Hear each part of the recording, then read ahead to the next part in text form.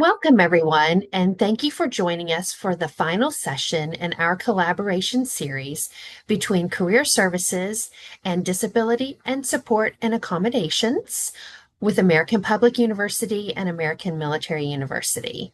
Today's session is called Beyond the Classroom, Career Support and Workplace Accommodations.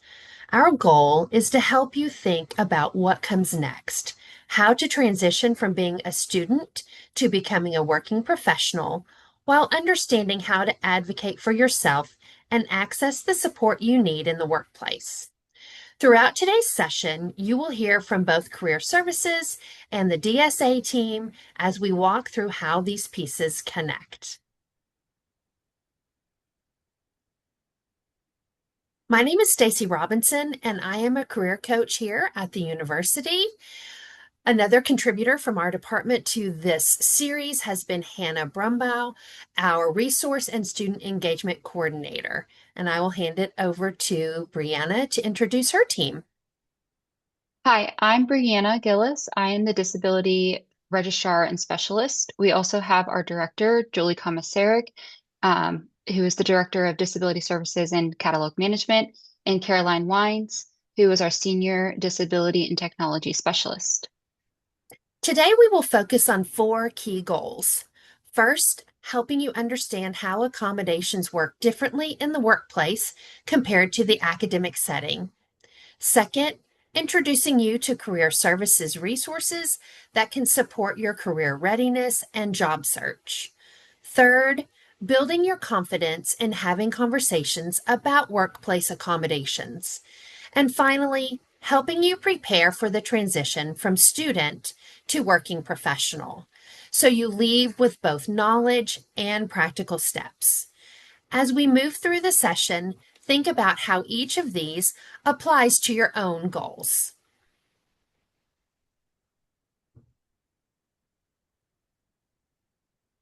As students prepare to enter the workforce, it's important to understand that the transition from college to employment often comes with changes in how accommodations and supports are provided.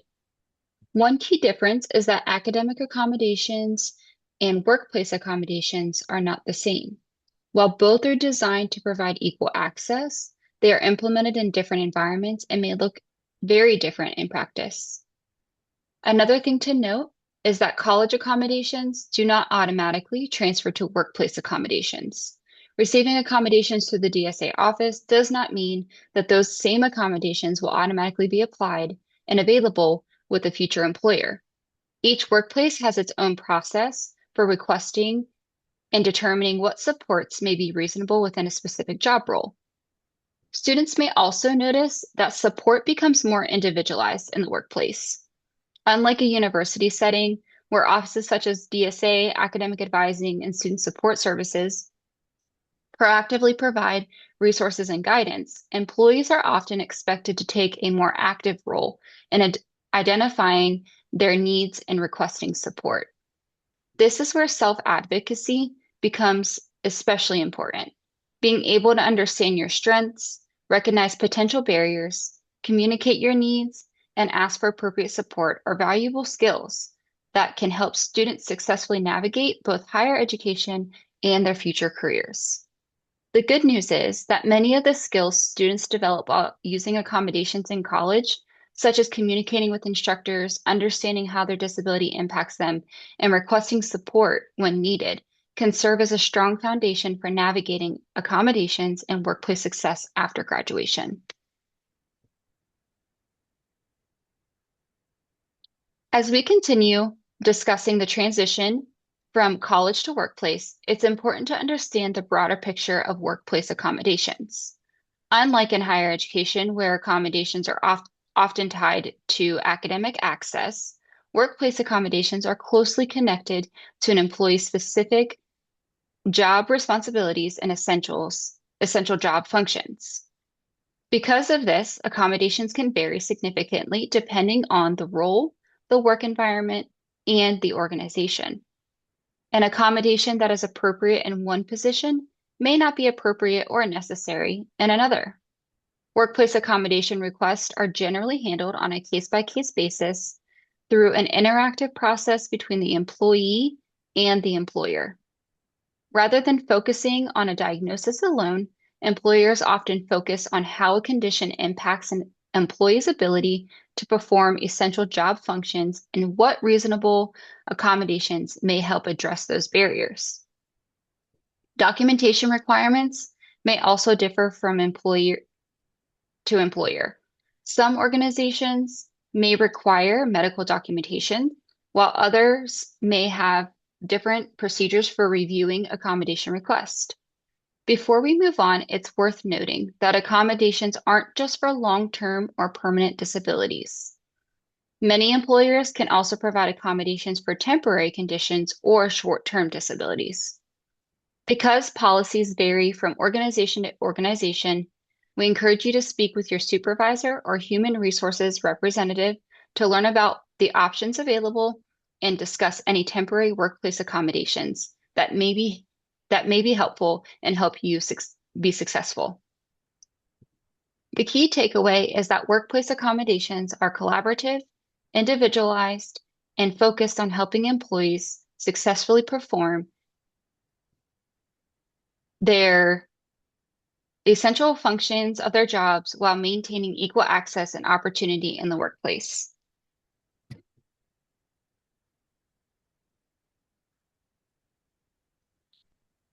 Let's take some time to discuss the rights and responsibilities of the employee and employer when it comes to workplace accommodations. First, please know employees have the right to request reasonable accommodations if they have a disability that impacts their ability to perform essential job functions. Accommodations are intended to provide equal access and opportunity in the workplace, helping employees perform their job effectively. At the same time, employees have a responsibility to communicate their needs. Unlike many educational settings where support offices may help play a larger role in coordinating accommodations, workplace accommodations often begin when an employee identifies a need and initiates that process with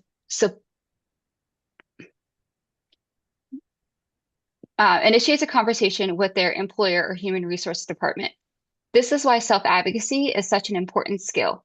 Understanding how your disability affects your work, being able to communicate those impacts, and discussing potential solutions can help make the accommodation process more effective and productive.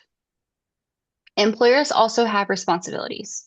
When an accommodation request is made, employers are generally required to consider reasonable accommodations and engage in an interactive process to determine whether accommodations can be provided. It's important to remember that the goal is collaboration. Accommodation discussions are often most successful when employees and employers work together to identify solutions that address barriers while allowing essential job duties to be performed. As students prepare to enter the workforce, developing strong communication and self-advocacy skills can be just as valuable as understanding the accommodation process itself.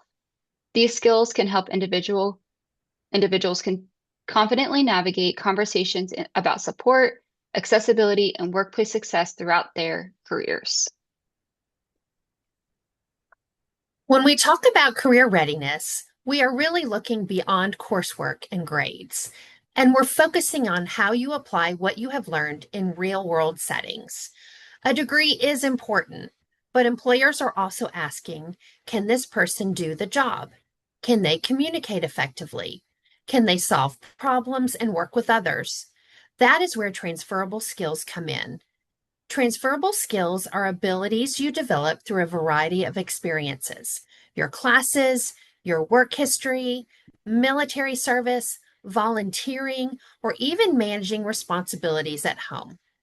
For example, if you have completed group projects, you have practiced teamwork and collaboration. If you have balanced school, work, and family responsibilities, that demonstrates time management and adaptability. If you have written papers or given presentations, you have built communication skills. These are all things employers value. And part of career readiness is learning how to clearly communicate these skills in your resume, a cover letter, and interviews. Career readiness also includes preparing strong application materials. This means having a resume that is tailored to the job you're applying for, not just listing your previous work responsibilities, but highlighting your impact and those results. It also includes preparing for interviews by practicing how to tell your story, using examples that show how you problem solve, collaborate, and contribute. Another key piece is professional communication, how you ask questions, follow up, respond to feedback, and engage with colleagues. These everyday interactions shape your professional reputation.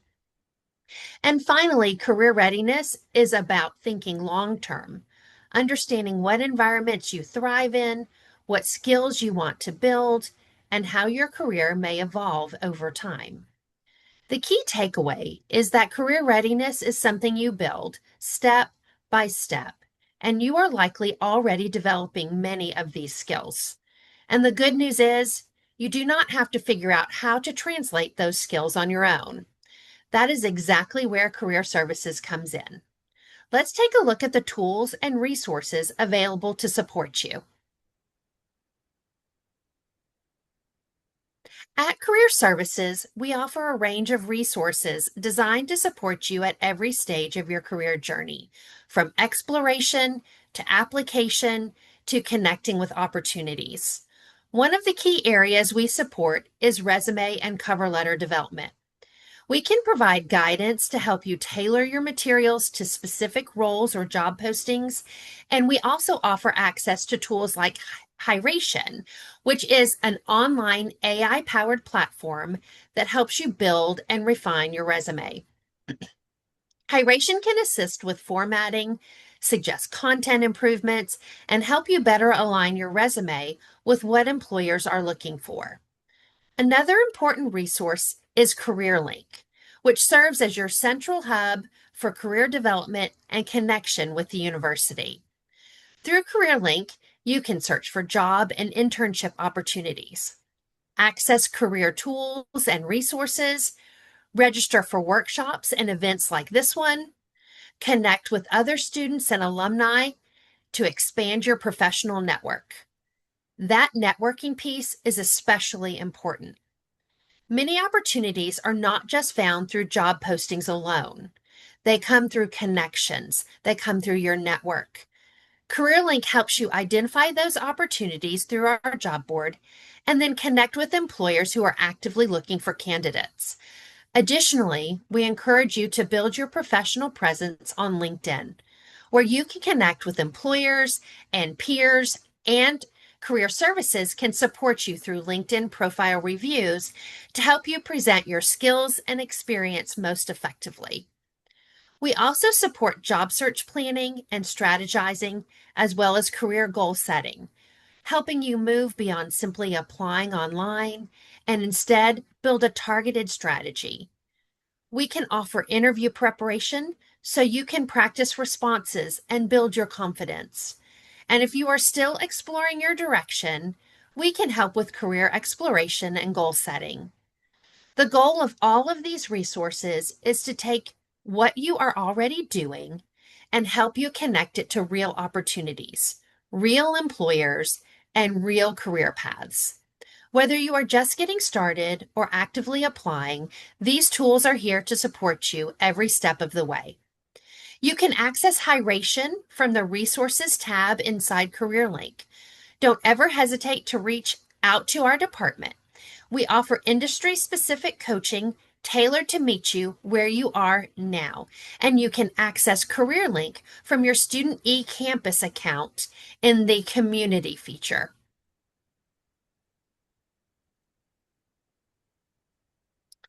One important connection we want to highlight is how accommodations fit into your overall career planning. Accommodations are not just something you request after you get a job. They are part of understanding how you work best, and that can guide your career decisions from the beginning. For example, if you know you perform best in structured environments with clear expectations, you might look for roles that are more process driven. If flexibility is important, such as needing breaks or schedule adjustments, you might prioritize employers that offer flexible or hybrid work options. If you use assistive tools, that insight can guide you towards organizations with accessibility practices that are strong. Instead of thinking of accommodations as a limitation, we want you to think of them as a tool that helps you identify environments where you can succeed. When reviewing a job, you can ask, what are the essential functions? How do I perform these tasks best? What support would help me succeed? Career success is not just about getting a job, it is about finding a role where you can thrive and grow.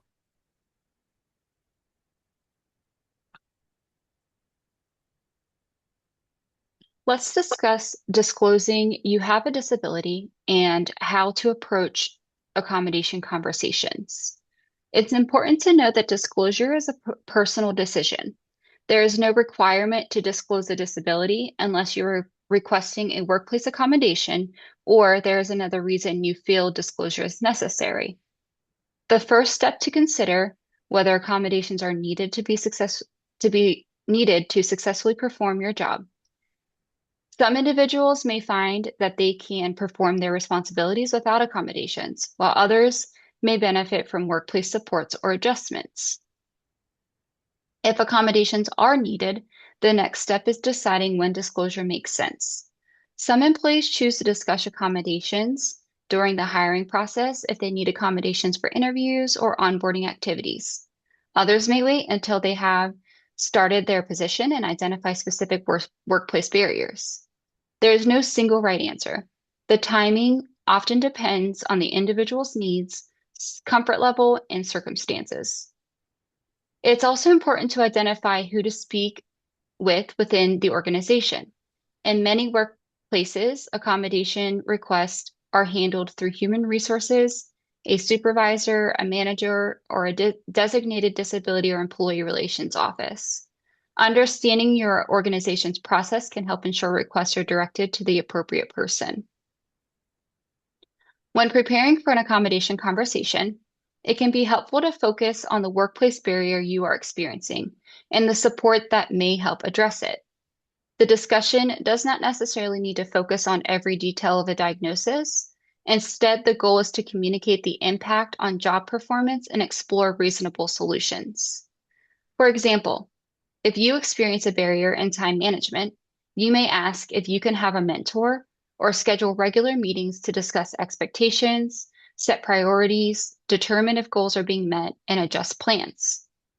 Stacy created an article related to disclosing your disability to your employer, and you can find it on the APU and AMU Edge on the web. Make sure to take a look at this valuable resource. Remember, requesting accommodations is a normal part of creating an accessible workplace. Developing the confidence to evaluate your needs, communicate effectively, and engage in these conversations is an important skill that support long-term career success. Let's take some time to discuss how you may navigate these conversations and discuss some practical strategies that may help you as you prepare for a conversation. For many people, these discussions can feel intimidating at first. However, approaching the conversation professionally and focusing on job performance can help make the process more comfortable and productive. When discussing accommodations, it's often helpful to keep the conversation centered on your ability to perform the essential functions of your job. Rather than focusing solely on diagnosis, you can explain that the workplace barrier you're experiencing and how a particular accommodation might address that barrier. It's also important to clearly communicate the accommodations or adjustments you are requesting. You don't need to have all the answers, but having a general understanding of what support may be available can provide a strong starting point for the interactive process. For example, you might explain what challenges you're experiencing, how those challenges impact your work, and what accommodations have been effective to you in the past. This can help create a collaborative conversation focusing on finding solutions. One strategy many people find helpful is practicing these conversations in advance, taking time to think through what you want to say, writing down key points, or even role playing with a trusted friend, mentor, career coach, or family member who can build confidence. Remember that accommodation conversations are professional discussions about workplace success and accessibility. They are an opportunity to identify solutions that allow you to perform your job effectively and contribute your skills and talents to the organization. The communication and self-advocacy skills you've developed during your time in college can serve you well in these conversations and throughout your career. Self-advocacy is one of the most important and often overlooked career skills you can develop. It means understanding your needs, communicating clearly, and taking ownership of your professional development.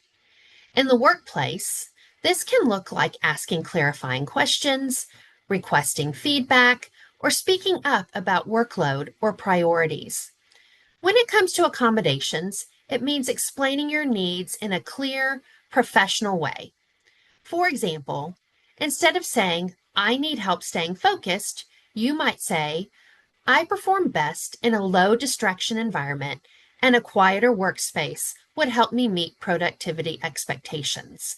That kind of communication ties your request directly to your performance. Self advocacy is an ongoing skill you will use throughout your career.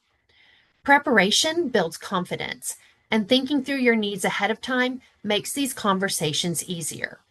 Ultimately, self advocacy helps you take an active role in your success. And that ability to understand your strengths, communicate your needs, and advocate for yourself can also open doors, especially when it comes to programs designed to support your career growth. One example of that is a national program specifically designed to connect students and recent graduates with disabilities to federal career opportunities. So let's take a look at that next.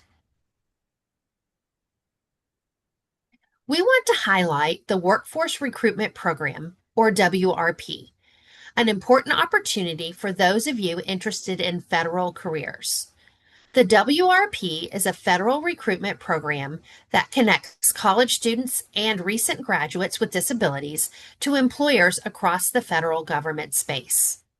It is sponsored by the U.S. Department of Labor and the Department of Defense and provides access to both internships and full-time job opportunities.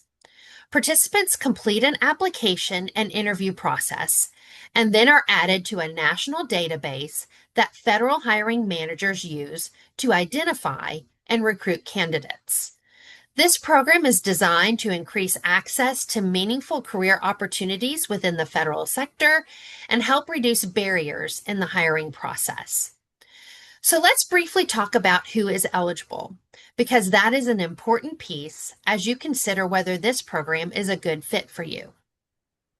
To participate in WRP, you must be a college student or recent graduate with a disability, be enrolled in or have recently graduated from an accredited U.S. college or university like American Public University or American Military University. You also must be a U.S. citizen and be eligible under the federal Schedule A hiring authority for individuals with disabilities. Students can be at different academic levels, including undergraduate or graduate, and recent graduates can also apply within a certain time frame after completing their degree. The application process typically opens in the late summer to early fall each year, and participants who are accepted into the program remain in the employer database for a full year, giving federal agencies time to connect with identified candidates. For students who meet the criteria and are interested in federal employment, this program can be an excellent pathway, not only for gaining experience, but also for making connections and increasing visibility with federal employers. We will walk you through how to get started on the next slide. So if you are interested in the workforce recruitment program, preparation is vital. and starting early can really set you up for success. As we stated before, the application window typically opens in late summer to early fall, so planning ahead now gives you time to build strong, competitive materials. You will want to begin by obtaining a copy of your Schedule A letter from your doctor and then begin preparing a federal style resume, which is more detailed than a traditional resume as it focuses on your experiences, responsibilities, and accomplishments in more depth. You will also want to be ready for the interview component, where you will have the opportunity to speak with a federal recruiter. This is where preparation and self-confidence really matter. We encourage you to take time to explore the program in more detail, including eligibility requirements, timelines, and application steps. You can access the Workforce Recruitment Program student page at www.dol.gov/agencies/ODEP/WRP/students. I definitely suggest checking out the information after today's session. Career Services can support you throughout this process, from strengthening your resume to practicing interview responses to helping you navigate the application as a whole. A strong next step is to begin preparing now, so when the application opens, you are not starting from scratch, but instead moving forward with confidence. Even if you are not planning to apply right away, reviewing the program now can help you understand what to expect and how to position yourself for future federal opportunities. As we wrap up today's session, here are a few key takeaways. Workplace accommodations are different from academic accommodations, and understanding that distinction is an important part of your transition. You have both rights and responsibilities as a professional. And most importantly, you are not navigating this alone. Career Services and the DSA team are here to support you. We encourage you to take your next step, whether that is exploring resources, strengthening your materials, or preparing for opportunities.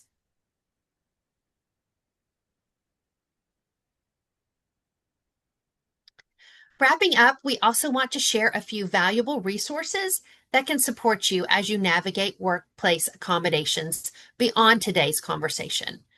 The first is the ADA National Network's resource on reasonable accommodations in the workplace. This provides a clear, easy to understand overview of what accommodations are, how they work, and what both employees and employers should know.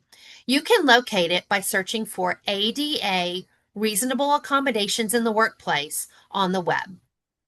The second is JAN, also known as the Job Accommodation Network.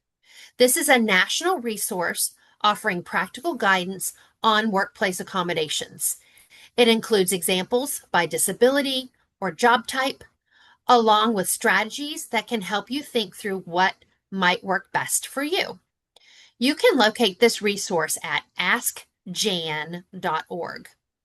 We definitely encourage you to explore both of these valuable resources as they can serve as ongoing support as you prepare for the workplace, build confidence in understanding your needs, and navigate conversations about accommodations throughout your career journey. As you continue your journey beyond the classroom, remember that you have the tools, resources, and support to advocate for yourself, pursue your goals, and build a career where you can truly succeed.